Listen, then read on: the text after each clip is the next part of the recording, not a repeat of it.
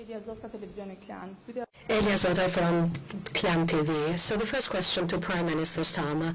Your predecessors in government held very strong views and stances against the Albanian community, sometimes very humiliating and denigrating. By not clearly making a distinction between those Albanians who live with dignity and honorably by paying taxes and being good and law-abiding citizens, and perhaps few who are involved in criminal activities. And given the fact that you are the first Prime Minister, serving Prime Minister to visit Albania since we established the diplomatic relations, is it not high time that Britain actually apologizes for the way Albanians have been treated? And Prime Minister Rama, concretely, could you tell us exactly what this agreement on defense will be focusing on? And the British Prime Minister also mentioned the manufacturing of military vehicles, but could you be more specific, please? Thank you. Look, I think the fact that I'm the first British Prime Minister to be here in Albania having a bilateral meeting should be seen as a statement to the regard that I hold Albania and this Prime Minister, Edi, in and the nature and strength of our relationships. And I won't comment on previous Prime Ministers in the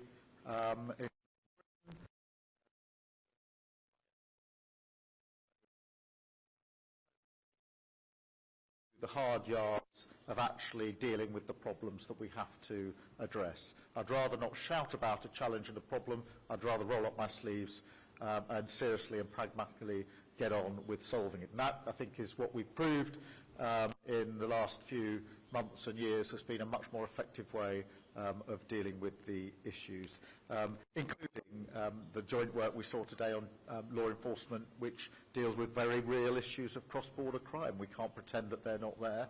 But then equally, the training with the troops this afternoon, which is a moment I think we're both very proud of, that our troops and militaries are working together in that way. Thank you. Well, but we have to be fair and to not forget that it was not any British Prime Minister that did anything to offend the Albanians and to single out the Albanians. There were few other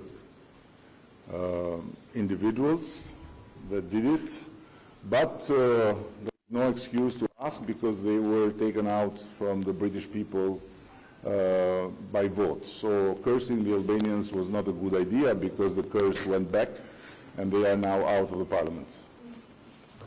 So it's enough. We don't need more than that. And on the other hand,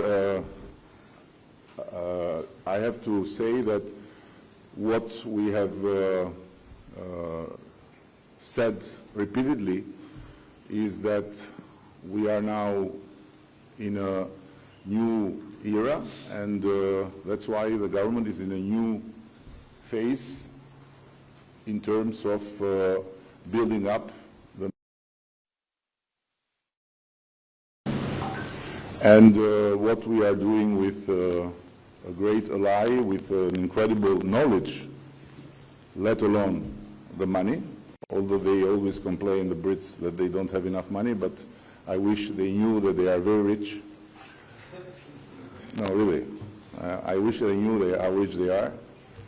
And we are very honored to have this partnership, hopefully starting with producing vehicles that will serve, of course, our common purposes, and then from there to more the merrier. So this is the understanding, and I want to again underline that for us it's a big honor to have the British Prime Minister visiting our country, and as Keir said, is the most important, the most profound, and the most appreciated gesture of respect and of high consideration for our small country.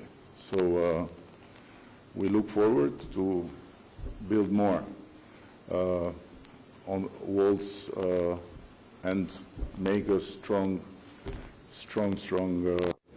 building of our relation. Is there any hope for a ceasefire in Ukraine, and what is your message to Vladimir Putin?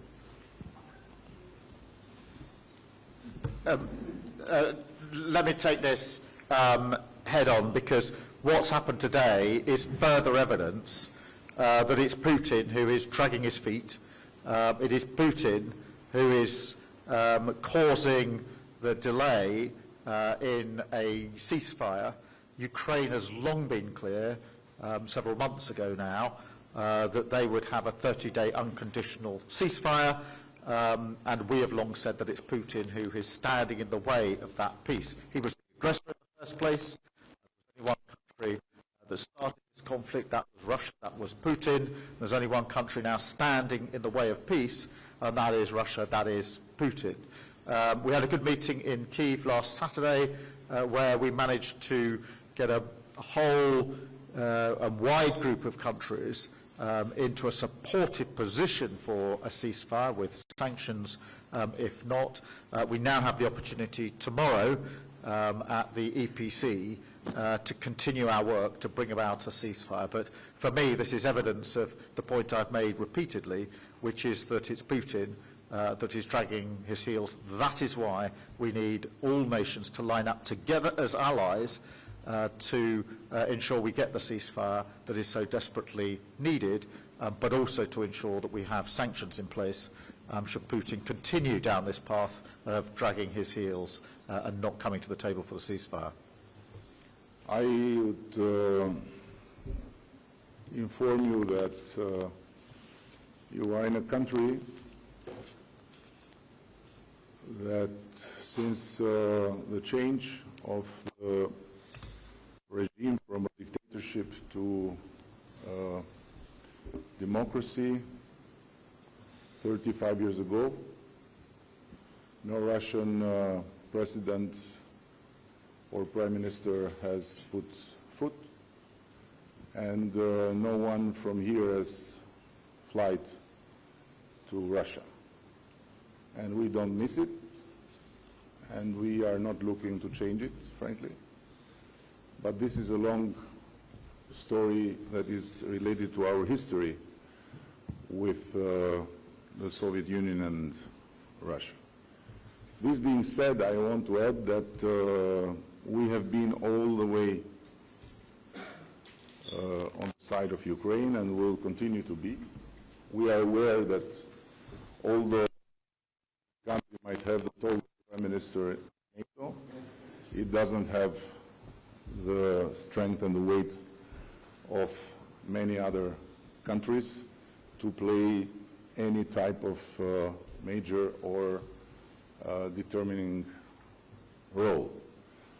But on the other hand, we should not forget that we are blessed to be born in the continent of enlightenment and in a space of humanity where the dream of perpetual peace was born, and Europe itself is a project that has been always driven for peace. So while we do everything to make sure that we have the strength to protect our